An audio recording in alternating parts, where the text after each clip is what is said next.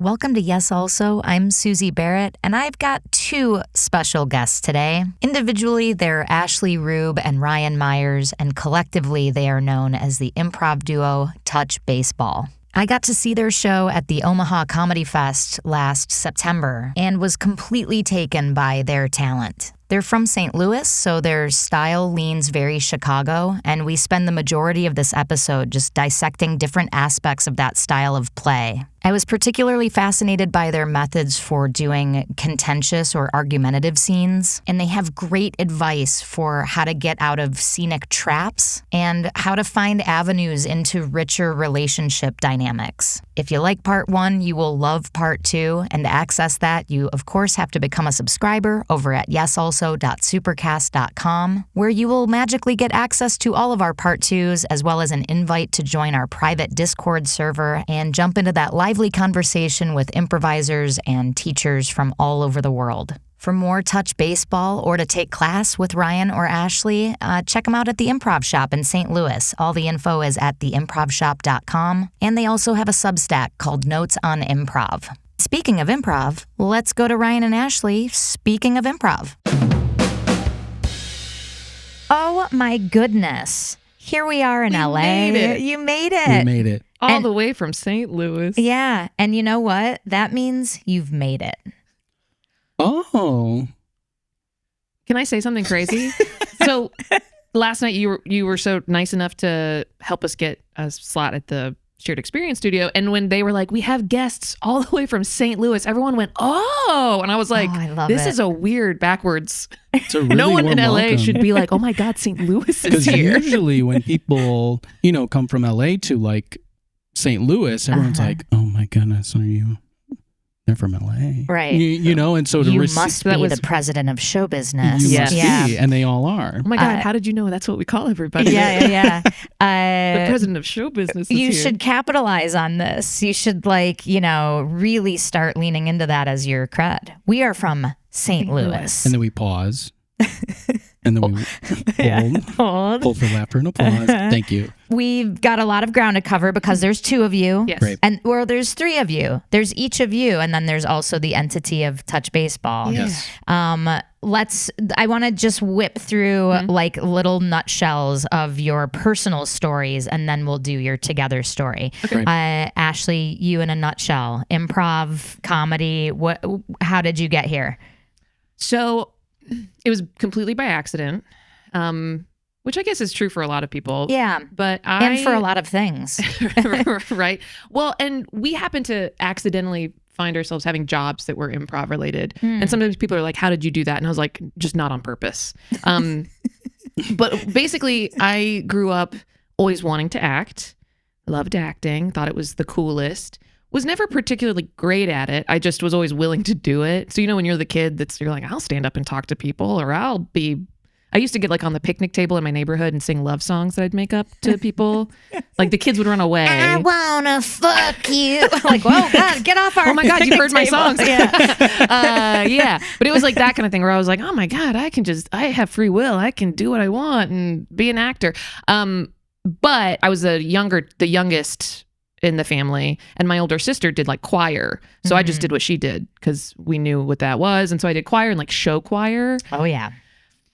Yeah. Slits way up to our hips. Oh, 'cause wow. We're dancing and doing high kicks. But I never really like pursued acting, and I never learned how to do it. So I never felt like I was allowed to. The older I got, it was like and I was a really good student. So I was like, oh, if I learn how, I'm allowed. And I never learned. So I did the vagina monologues in college, as one does. I went as the vagina monologues for Halloween the year that was like a big show. I dressed in all black and I printed out one of the vagina monologues, or maybe two of them, on a page and taped it to my chest, and then I cut up a wig of like brown hair and made like a border around it. Really good. Yeah. Yeah. Because she speaks. Yeah. Also, like, what a theater dork. And I'm like, at parties in Chicago, and when people they're are like, what is it? And you get Yeah. to be like, I'm the vagina monologue. Eve Ensler. You ever heard of it? Ever heard of it? Much. So I did like that kind of thing. but I never pursued it. And then I did college. I worked on a farm for a hot minute. Oh, cool. That was a weird, speaking of chickens, since we were talking about chickens a moment ago. Went to grad school. What was grad school for? Theology. Oh, wow. It's the same start as theater. Kind of. Well, I think I'm just interested in why people behave the way they behave. Uh-huh. You know what I mean? So it was like, for me, an extension of a liberal arts, like literature degree. It was just about religious texts. Yeah. So that was fun. Then I went and worked at a nonprofit, and then I was like, all right, I'm married. I have a job now. I'm in my late 20s. I'm an adult. Now I can pursue my hobbies. Mm-hmm. And the only way to do that with acting was improv, because they teach you how. Right. And I knew someone at the for food bank. you, that's your personal rule. Yeah, where I worked, they were like, oh, I went to the improv shop. I took classes, and I was like, oh, I guess I could go not knowing anything and be taught how to do this.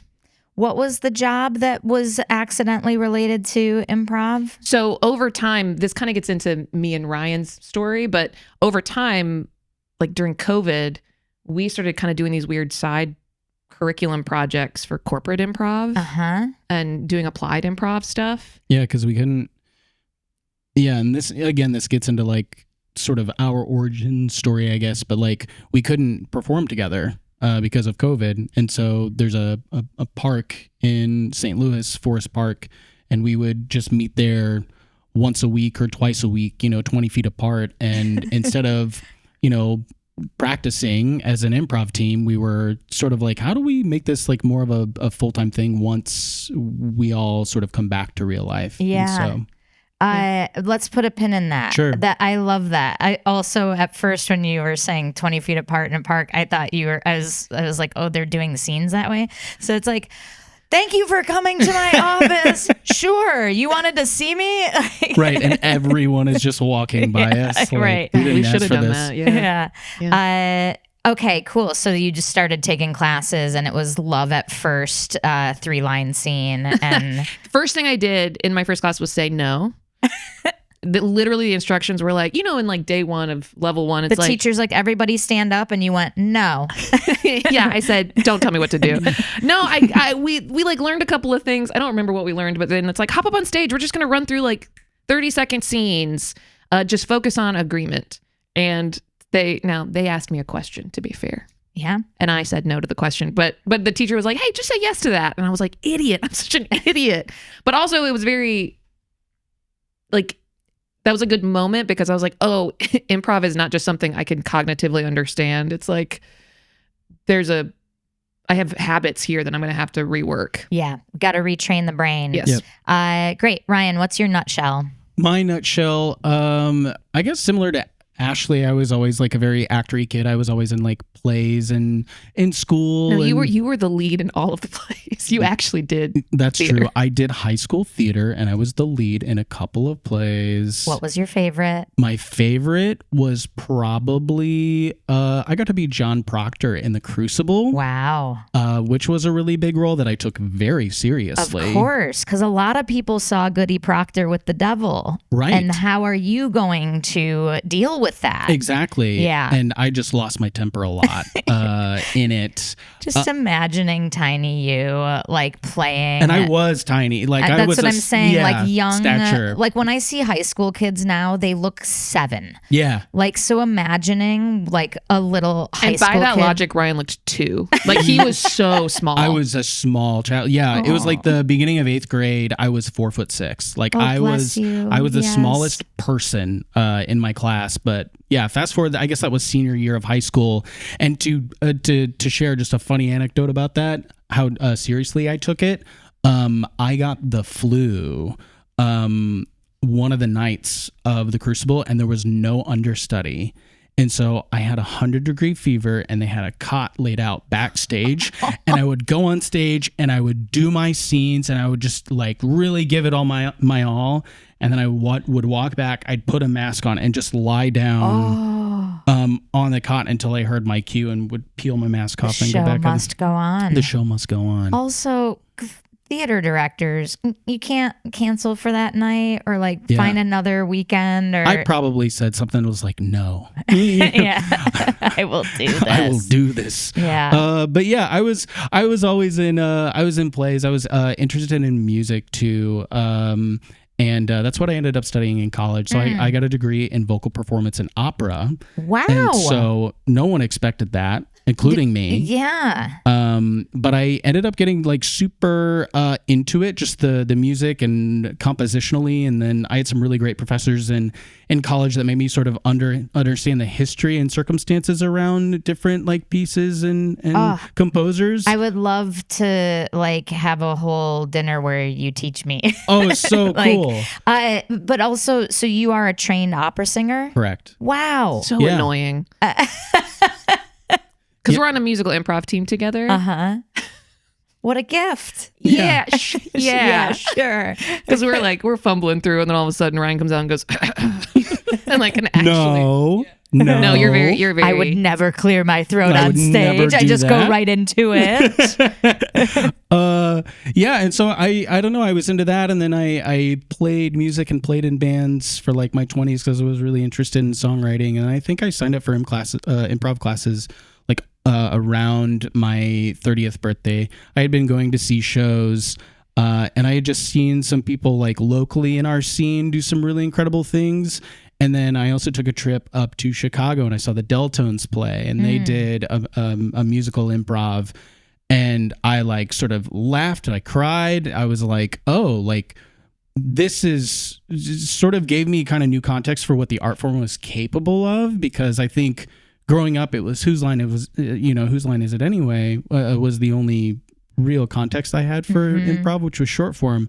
And then I saw these people doing long form and then musical improv. I was like, oh, this is the coolest thing I've ever seen. Put some adjectives to that. Like what was it? What was it making you realize, or when you were like, oh, it can also be XYZ? What was the XYZ? I think that being specifically exposed to short form, it was just kind of quick. It was in and out. I think the adjectives that kind of come to mind are like substance, like it's a noun, but we'll let it slide. Okay, substance. Yep. I've got another noun, alchemy. Okay.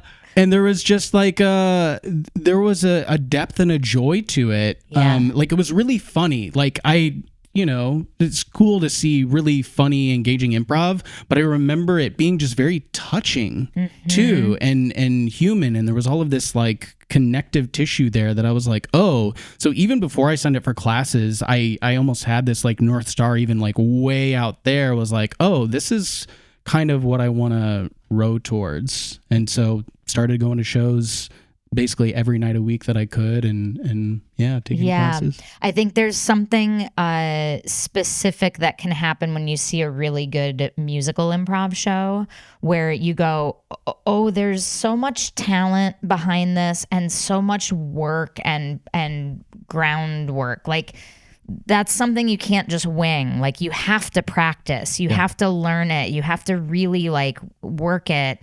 And for something that like seems like such a frivolous, silly art form to be worked to that level of craft can like really be mind blowing. Yeah. Totally. Yeah, it's weird to see people having a ton of fun, which is what improv should be, is like people playing, but also taking themselves very seriously. Yeah. Like, and you can do both without being like, you don't have to be high school Ryan, like coughing on a cot. In between, like that level of serious. Right. You can also be like, yeah, I take what I'm doing seriously, and I really want to play with my friends. Yeah. And like that deserves as much energy and focus as anything else. Yeah, deserves the energy and focus is a great way to say it. Also, like we do care about it. and we are serious about it. Yeah. I think that's what's so great about it, is all of these thousands of people around the world seriously pursuing silly, fun, like play. Right. It's and beautiful. it has, and I don't know, and I'm trying to remember back to what I thought of improv when I first started, other than this is something I can go try and, make adult friends doing. But like the impression is that it's kind of not the serious form of comedy or art or acting. Yeah. And it can be kind of poorly done and it gets a pass. And then you see it insanely well done, and you're like, oh, this is next level. Right. Yeah. I also just like even further context in talking about that. I was at this job that I'd sort of like, I'd worked a while to get to this job, and like from sort of outside looking in, like this was a really awesome job. Like I was really set up. I was making good money. There was like this sort of trajectory of my life where I was like, oh, this should be really interesting and satisfying to me to like be like, oh, well, there's a career path here and there's a future for me here. But then going to shows and seeing people doing the dumbest, silliest thing and recognizing in myself like the sort of uncontrolled reaction that I have to that, where I'm like, oh, this is the thing that is lighting me up. And that is worth interrogating, and that is worth sort of pursuing and sort of like reconciling and being honest with myself. I'm like, oh, I guess this is for me because I can sense this in myself and the way that I'm responding to this. I use the term like what lights you up a lot, but like when you were just saying that, when you were like, it's worth interrogating, it's worth pursuing, like it made me picture if our self is a big house, like a many-roomed, multi-floored house, and you imagine one room has the lights on and everything else is dark, it's like, why wouldn't you go into that room? Yes. Why do you want to hang out in a dark room? That's so lovely. Yeah. That's such a lovely, It's like you have to go spend time doing and being in It's so sad to think people have lights on in the house and they just won't go in those rooms. Yeah. It's really sad. Or they don't know yet that those are down there, or they're behind a closed door, or it's on a different floor. Like maybe they will find it. Right. But like right now they're cordoned off or something, but just like huddled over a candle trying to light up a room they don't actually want to be in. Yeah. That's devastating. And it applies to everything. And it can be, hobbies, careers, relationships, personal growth, for some people, spirituality, family, like literally everything. Where you live, am I gonna like knuckle through another year in insert name of city when you're really excited and curious about this other place that you keep visiting or whatever? Yeah, It's interesting. Let's talk about you two as Touch Baseball. I saw you in Omaha and I loved your show. I was so enamored with you guys. You do really good quality, what people would call Chicago style improv, that like slow burn, being true to the characters, but it's funny the whole time. Funny, real, believable, committed, nuanced, relationship so many adjectives. Yeah. I did nouns earlier. Yeah. Flowers, stage, pinwheel, characters, corn on the cob, carrot, barbecue. We did it. Yeah. No, thank you very much. Yeah. Seriously. Let's tuck into how you do what you do. And we can also loop in how you came together as a duo. Did you know each other from Improv Shop classes? So you finished classes before me. Yep. But we ended up on this musical improv team together. You placed there? Sort of. It was an independent team, but like I knew someone on the team, and I was still in classes, and they were like, hey, do you want to sit in on a practice? This was actually funny. I sat in on a practice, and then I got added to the group chat, and then I got taken off the group chat because the group hadn't talked yet, and I was like, oh God, what's going on? But eventually I got added to the team. And that's how we started hanging out. Yeah.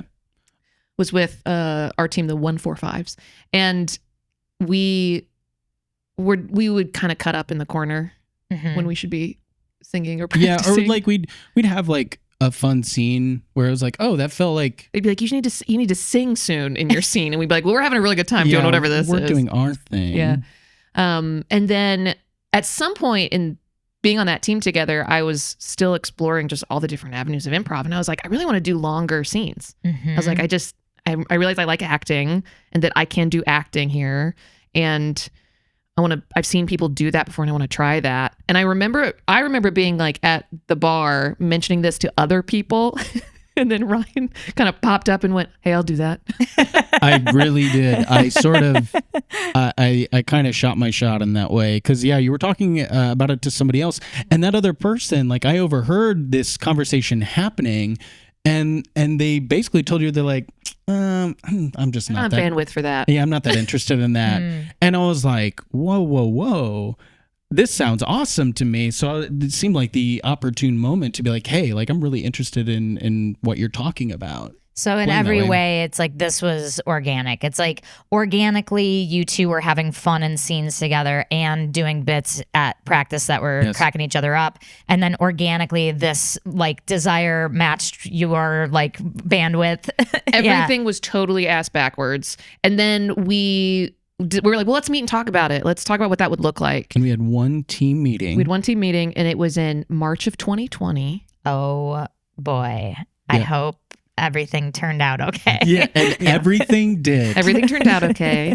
And Cut 2-3 years later. I know. Basically. I know. The crazy thing is we're like, improv is the thing that lights me up, and it like we found it, and I'm like, but also improv made you leave a lucrative career. I got divorced. Our whole lives changed within like several years. Yep. Sometimes that's needed to get to the other side. Yeah, to like end up where you're supposed to be. We hope. Fans of the tarot will know that that's the Tower card.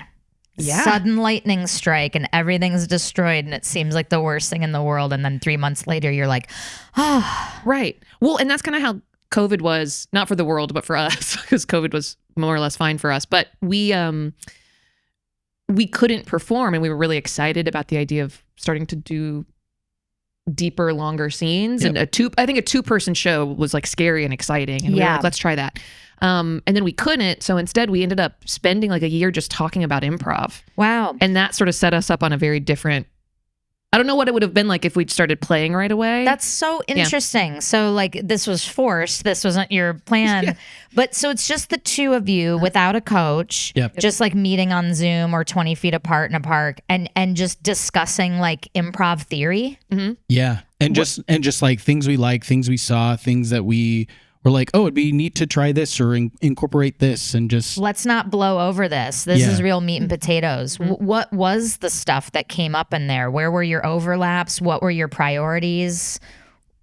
If we talk about lights on in the improv house, what room are we going there? I think it had to do with how do you tell a real story the way we've been trained to think about like pattern and funny. Mm-hmm. Like when we think about doing something that's funny and entertaining, it's like, well, can sad things be funny and entertaining? And can shows without happy endings be funny and entertaining? And what's the answer to that? Can shows without happy endings be funny and entertaining?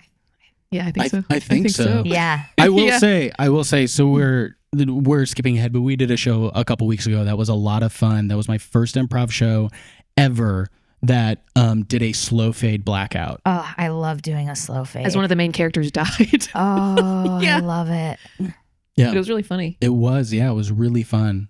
Yeah. And I think too, like you talked about like Chicago style improv, and it's really interesting, like coming from St. Louis, is because we have some of these teachers that took classes at Second City, went through conservatory, went through IO, that are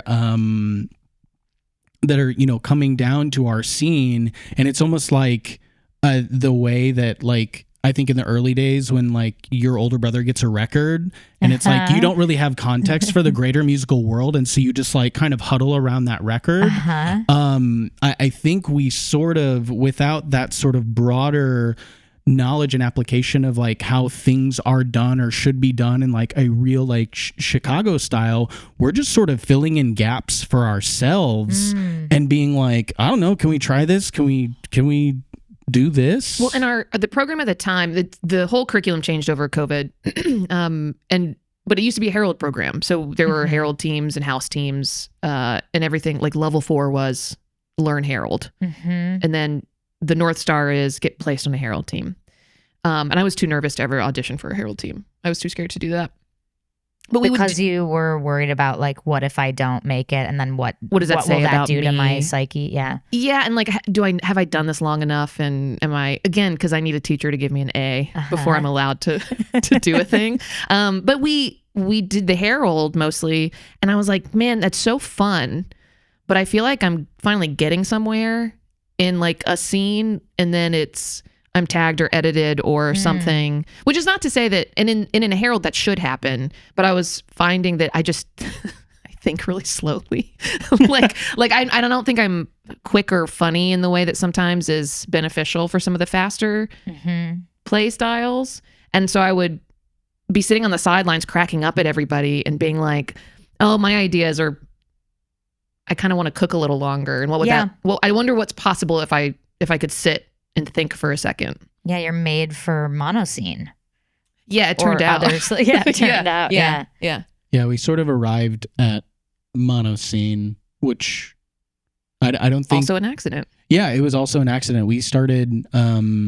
We started by doing some weird convoluted opener where we were going to do like wordplay and all this really clever shit. And there was like because we talked about improv for a year and we were like, we got to show up with something crazy. Yeah. We got to do something no one's ever seen before in the history of this art form. If we're meeting for a year before we do a scene together, it better be we're going to blow people away. Yeah. And it was not good. and we did meet with a coach and we were like, okay, it's going to start with word association. And you've already seen how good we are with words. You're asking for adjectives and brilliant. Yeah. Whoops. And so we're like, we're going to word associate into a crime scene and then we're going to solve a mystery and that's going to lead to a scene. And we're like, okay. And we tried it and it broke our brains. It was brutal. And it also just made no sense. Yeah, it made no sense. And our coach was like, yeah, I don't know.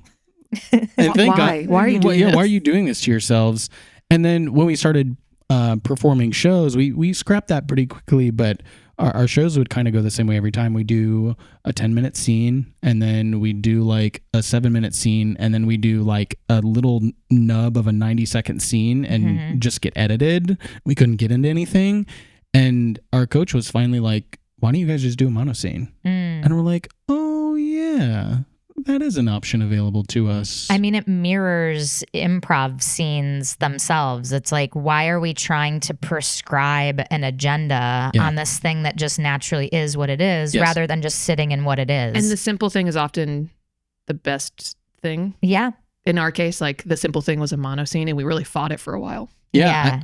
And I think that goes back to like, sort of those doubts and it's like, is anybody going to watch this? Because again, at the time it's a Herald program. There's a lot of like faster play, and it's like, can we really do this to an audience? Almost, you know? Yeah. There's kind of two parallel tracks here. Like there's two ways to blow minds in improv, I think. One is, you spend like a year, like JTS Brown did, developing a form that no one's ever seen. And there's all these conventions and devices. And when you premiere it, people are like, how did you know how to do that? Right. Or like the movie form or things like that, where it's like, you explode into a new direction that's groundbreaking in terms of the form itself.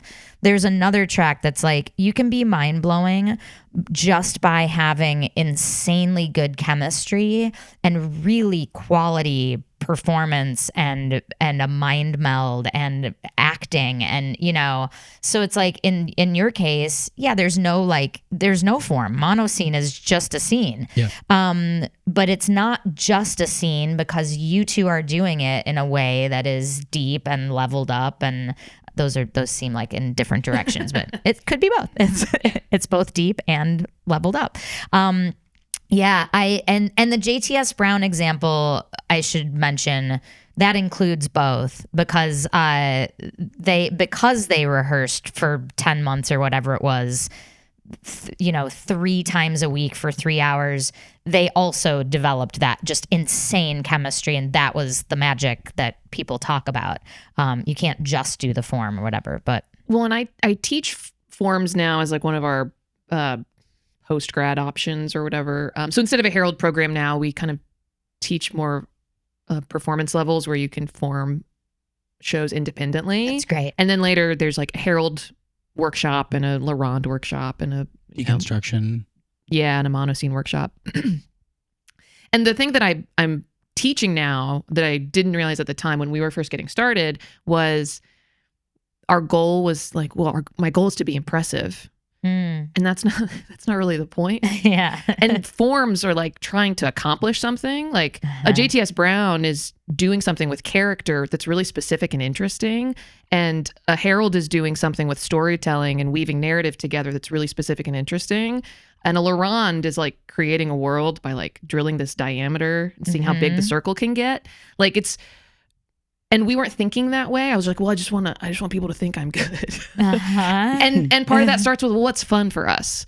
Like, what's a fun thing to do? And then the form will kind of present itself because it's going to ask us to do what we already find really fun and interesting. And then you level up into whatever that is. And so then the scenes got longer and longer. And it was like, oh, I guess a monoscene is the thing that's fun for us. And now we just really need to do what the form is asking us to do, which is not worry about laughs or about,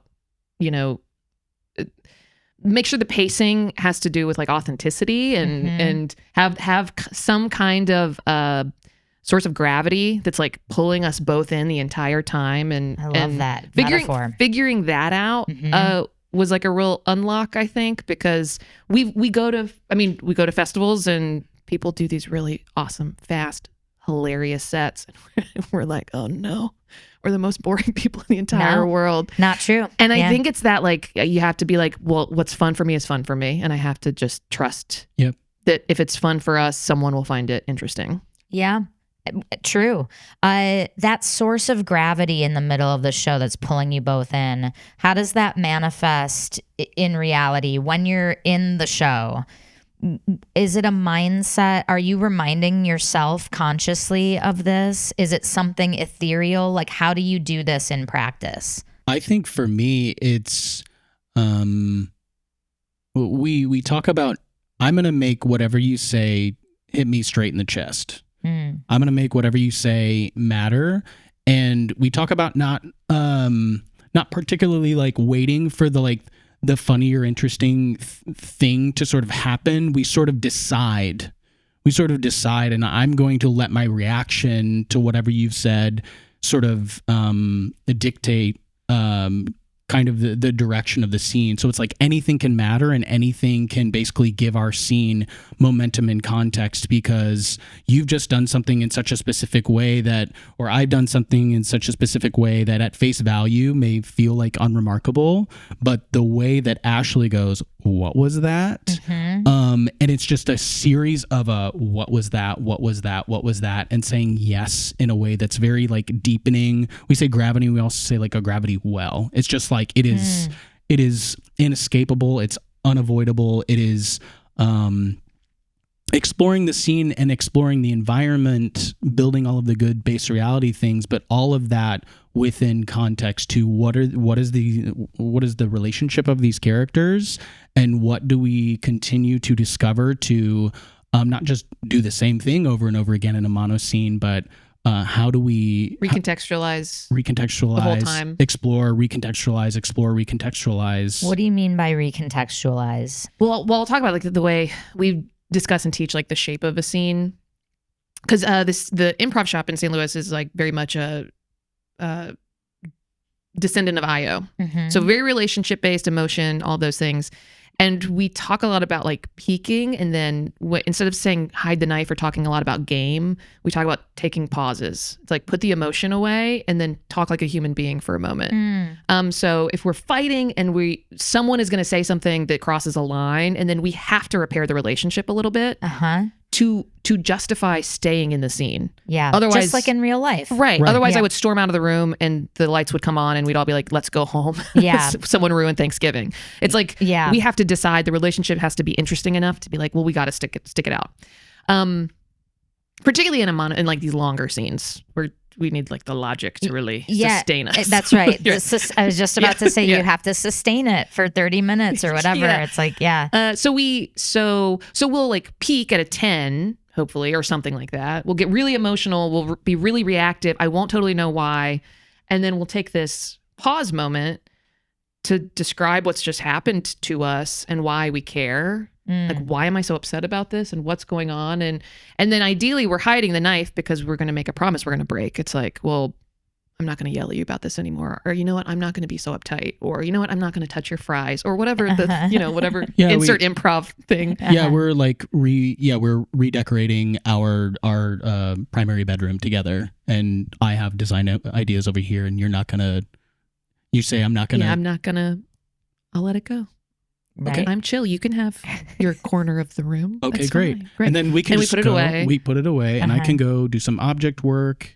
And in some scenes, it's like we just go straight back into that pattern. It's like, well, I'm going to touch that thing again. I think in my favorite shows, hiding the knife is also like sharpening the knife. And it's like, well, what was touching the photos or the corner or whatever you're decorating? What did that represent? What does it really mean about our relationship? Because now we can do it again with something different in the environment that's going to be even more fun and teach us even more about like who we are. Yeah. You know? I've never heard this phrase, hiding the knife. Oh, okay. I love it. Yeah. So unpack this for me and the listeners.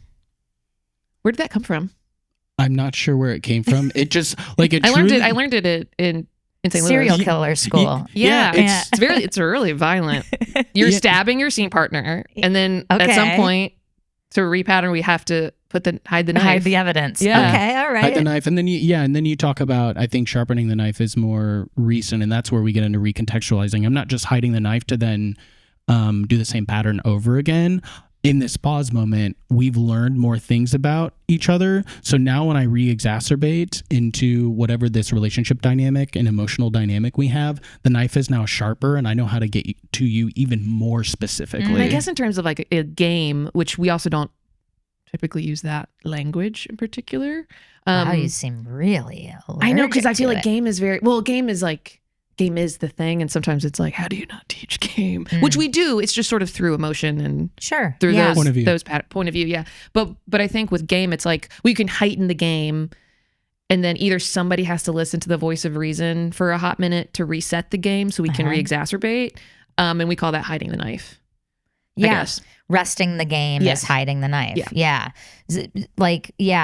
Stop just like Ryan's analogy is like knocking over sandcastles. It's like at some point we have to let everyone build their sandcastles again. Yeah. So there's something to knock step over. Through again. Yeah. Otherwise nothing is funny. Right.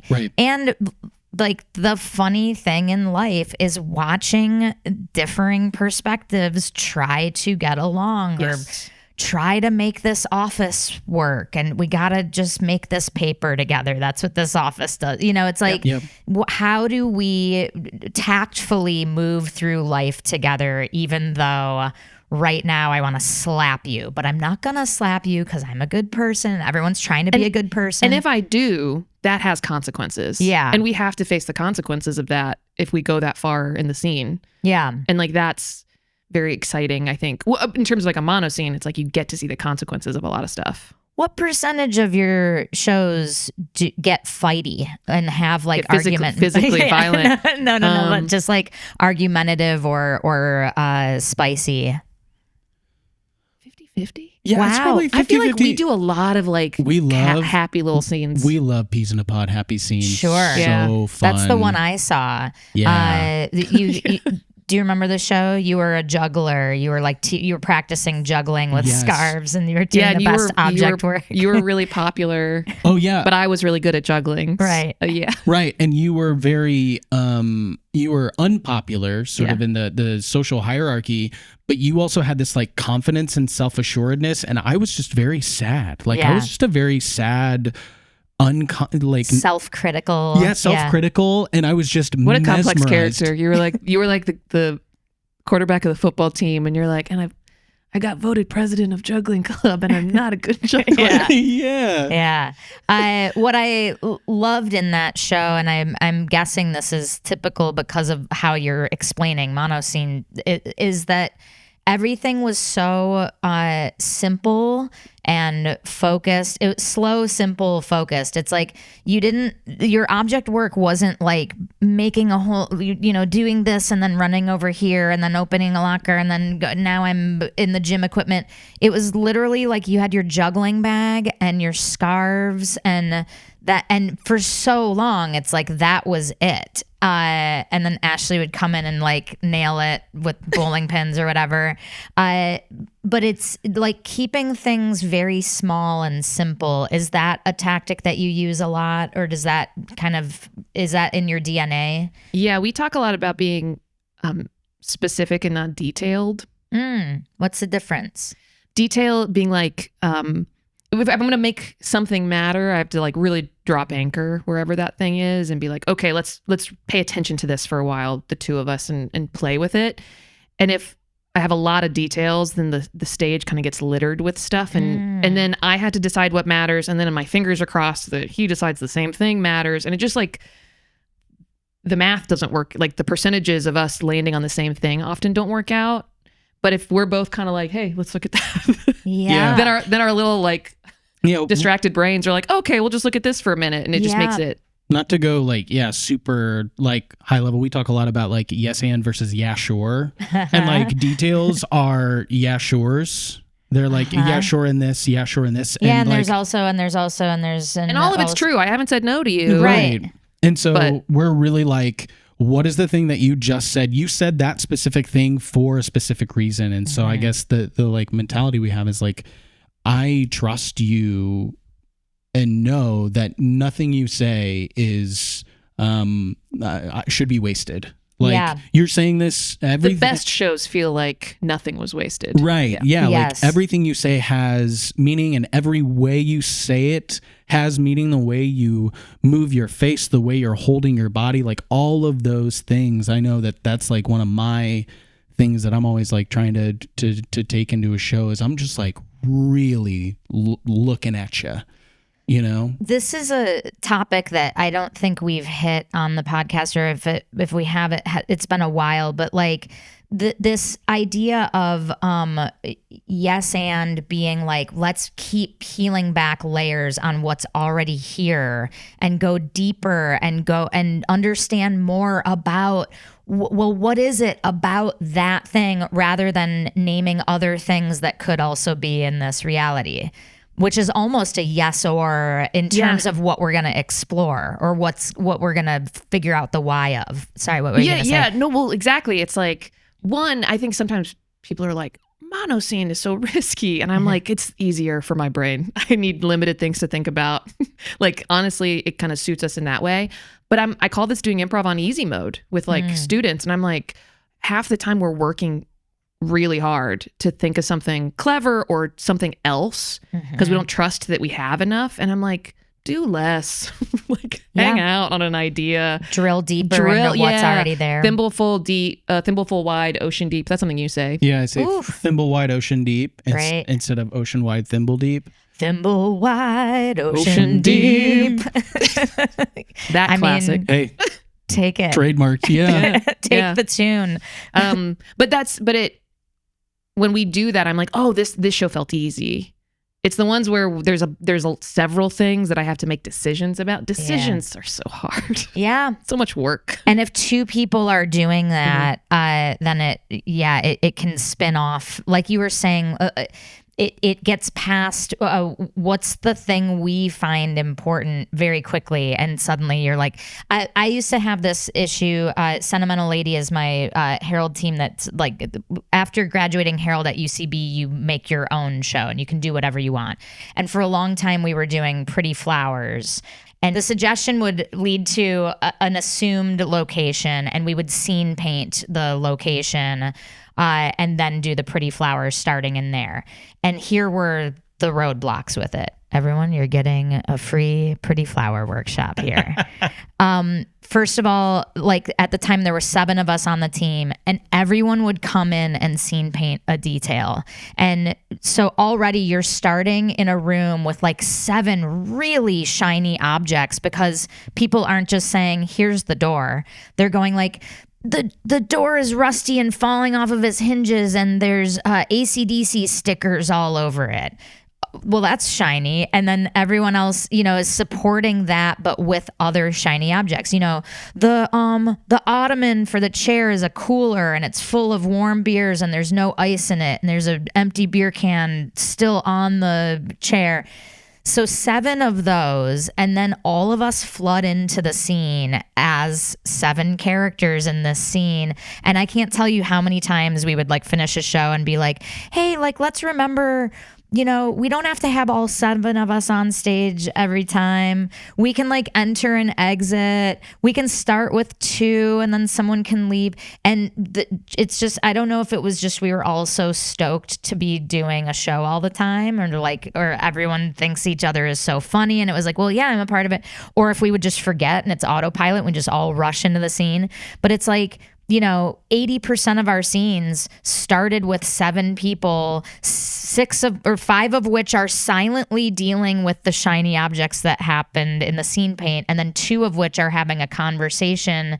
And it just immediately, all of us are going, what's my take? What's my character? And now we each have to have an unusual character game. And it just becomes, I see you like you're having a panic attack right now. Oh my God, I couldn't do that. You know what I mean? Yeah. And it feels not only crowded on stage and like in the reality, but my brain would feel so cluttered. Like it feels like being in a hoarder house of ideas. You're like, and also, and then nothing gets the due that it deserves because we have so much ground to cover and there's so much. And then your brain is like, I love your house metaphors, by the way. Oh, thanks. Hoarder house is it's also very like, striking. When you're doing all that work and you're like, okay, what's my take? How do I help? How do I help? We're working. One, it's work, not playing so much. So then I have to like manufacture solutions instead of like discovering kind of what's already there. But I think like I start to, at least what I found with myself and what seems to resonate with some students that I've had is like, I feel pressure to do something because otherwise I can't prove to myself that I deserve to be here. Everybody's doing so much. Oh my God, there's a cooler full of warm beer. That's brilliant. Okay, right. What's my cooler full of warm beer so that I deserve to stand up next to the person that did cooler full of warm beer? Right. Do you know what I mean? And it's not even like it's an ego thing where it's like, I need to shine. It's more just like, I got to prove myself. I should be here too. And I'm helping. And that's a big thing for you. Deserving.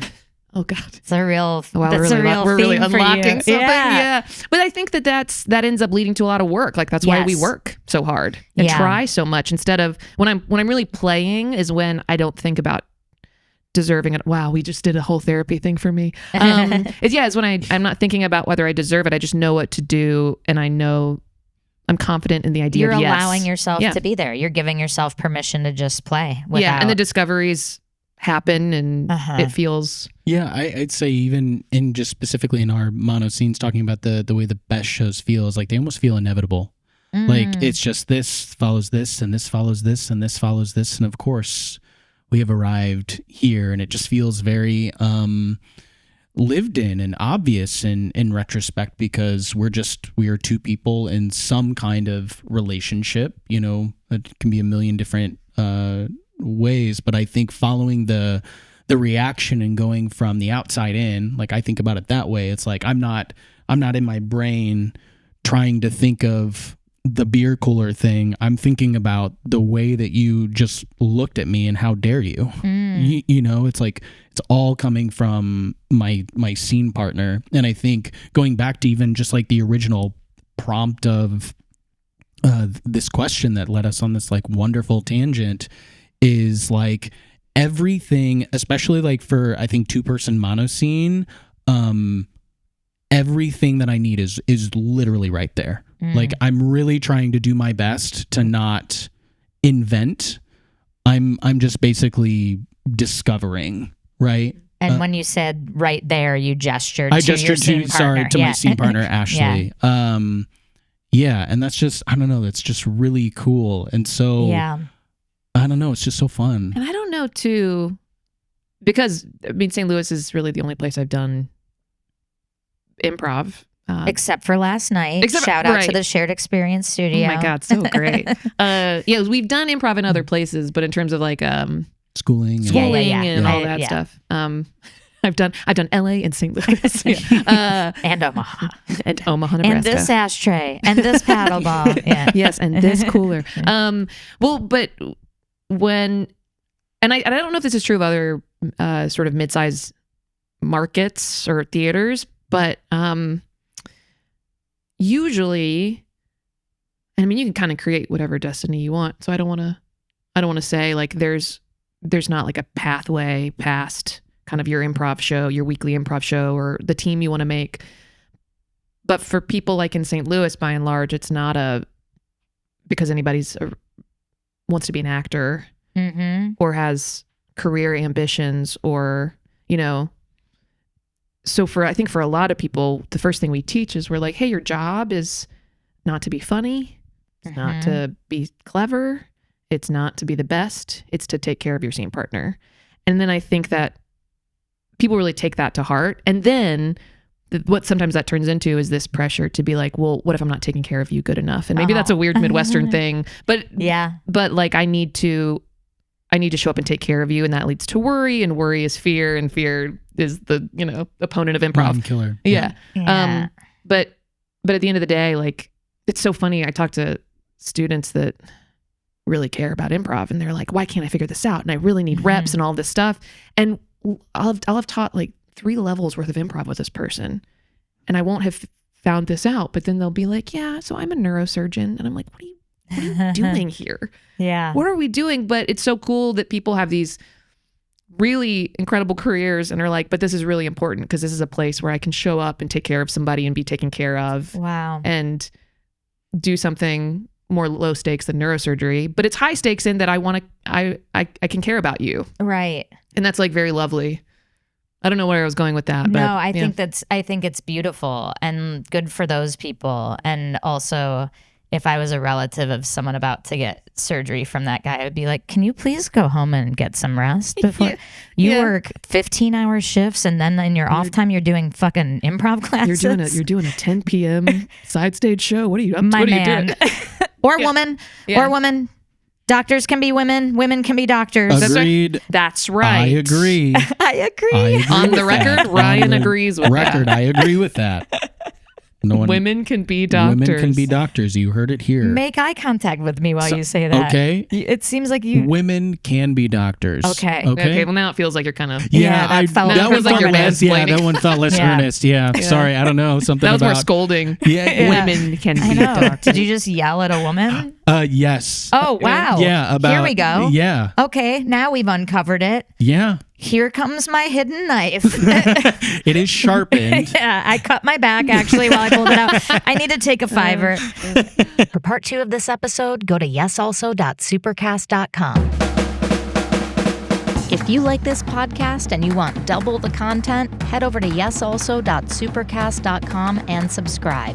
You can also help us out for free by subscribing to us on YouTube and talking us up to your improv communities. If you have a question that you'd like us to answer in one of our Q&A episodes, or a topic that you think would make a great bonus episode, put it in a 5-star review. If you're a theater who would like to host us for a live recording and improv show, let us know at yesalsopod@gmail.com. A very special thanks to our producer, Ryan Rosenberg, audio and video editor, Brian Kessler, and Britt Faye, who does our marketing. Thanks for listening, and we will see you next week. No, we won't, Suzi. That's not how podcasts work. They won't even see us. They will listen to us. So it's actually the opposite of both things you said. Thanks for listening, and you will listen to us next week. Maybe. We don't know.